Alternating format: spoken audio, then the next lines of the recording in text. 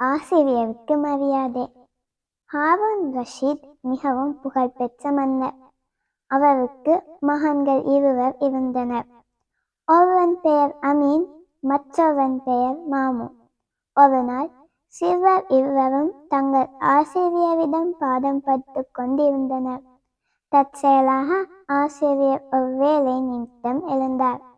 அவர் தயாராகி புறப்படுவதற்கு முன் சிறுவர் இருவரும் ஆசிரியரின் காலணிகளை எடுத்துத் தருவதற்காக ஓடினர். காலணிகள் வைக்கப்பட்டிருந்த இடத்தை அடைந்ததும் சிறுவர் இருவரும் சண்டையிடத் தொடங்கினர். நானே காலணிகளை ஆசிரியருக்கு எடுத்து வைப்பேன் என்று இருவரும் போட்டியிட்டனர். ஆளுக்கு ஒரு காலணியை எடுத்து வந்து தரும்படி ஆசிரியர் கூறி அவர்கள் சண்டையை தீர்த்து வைத்தார்.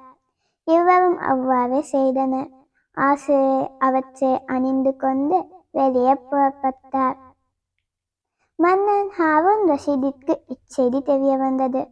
அவர் மிகவும் பூரிப்பும் களிப்பும் அடைந்தார். சிறுவர் இருவரையும் அழைத்து சிறந்த பரிசுகள் வழங்கினார்.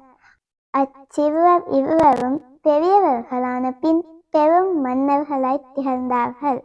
நன்றி.